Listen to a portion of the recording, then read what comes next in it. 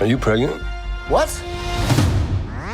You're gonna be the best mom in the world. And you are gonna be the best dad. Just kidding. You are out of your depth. We're gonna be the best uncles ever. All right, let's talk about this new Fantastic Four footage that showed up recently.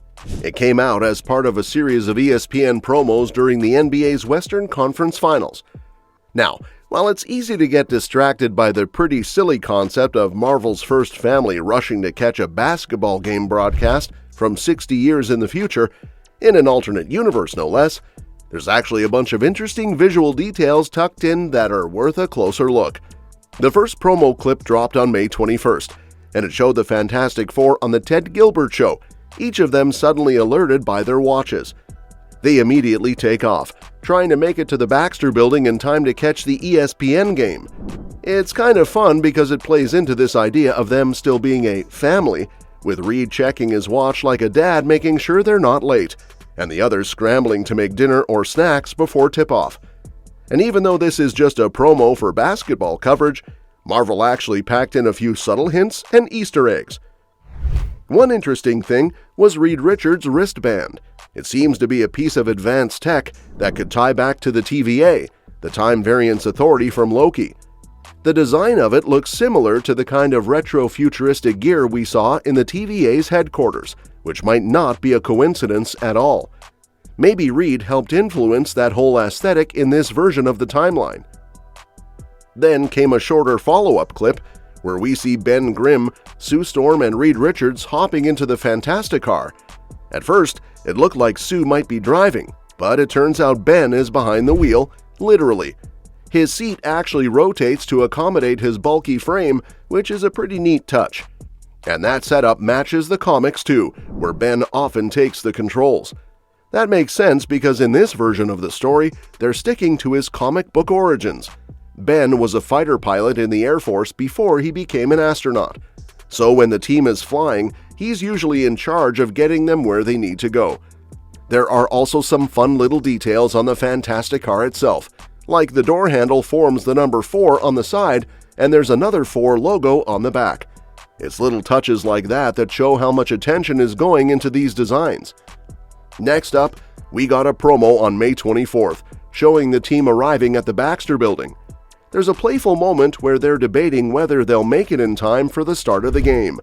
Johnny wants to just fly up there himself, but Reed insists on using the elevator. Though, of course, pushing the button multiple times doesn't make it go faster. That whole exchange just feels very in character and gives off those classic family sibling vibes that make the Fantastic Four so fun when they're done right. What's interesting is that the elevator buttons aren't labeled with regular floor numbers. Instead, they're marked with functions like CO, probably communications, PH, penthouse, CPT, possibly short for computer, and lab, the lab obviously.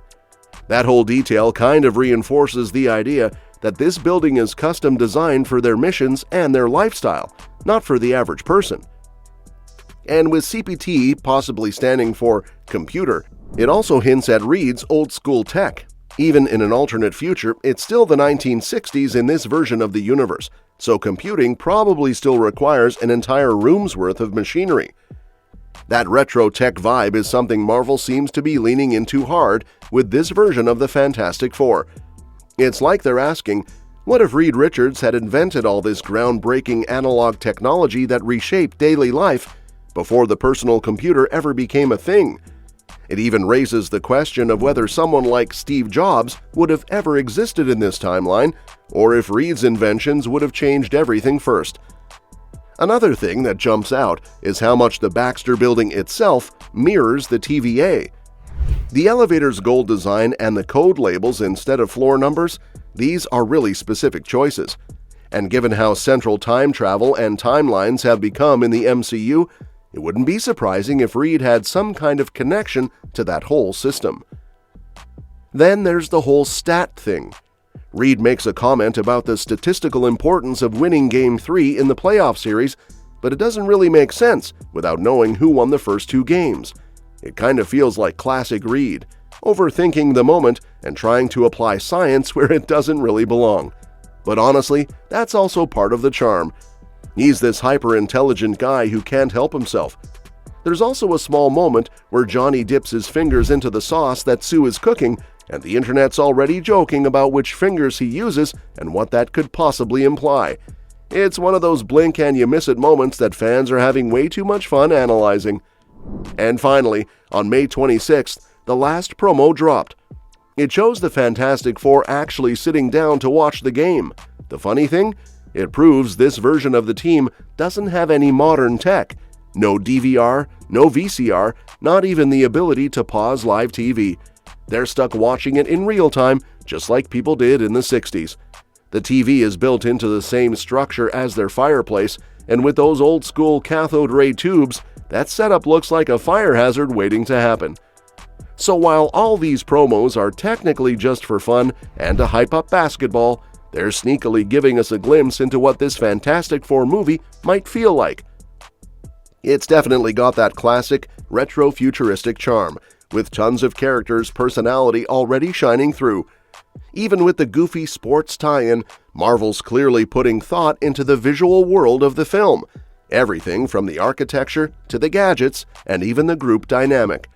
And now that we've seen the Fantastic Four just trying to watch a basketball game, it kind of makes you wonder how they'll handle saving the universe. That said, while Franklin Richards, the future child of Reed and Sue, is very much in the picture, it's worth noting that his arrival might be more of a tease than a full storyline in this film. Marvel may want to save some of the deeper family exploration for later because they've got a much bigger threat to focus on first: Galactus.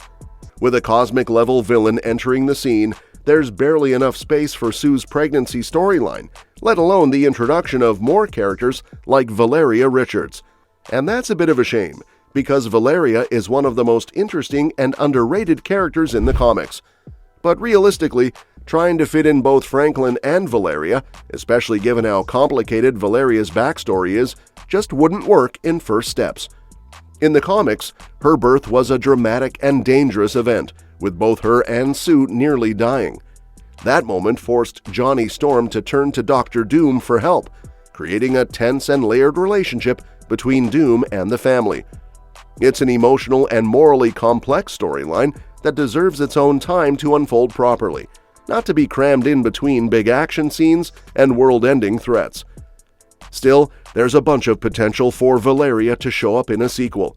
While First Steps seems to be focusing mainly on Franklin and the introduction of Galactus, that doesn't mean Valeria is off the table forever.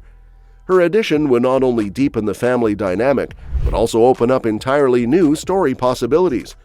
Sibling relationships are some of the most emotionally resonant in the MCU, and Franklin and Valeria could join that list of iconic duos.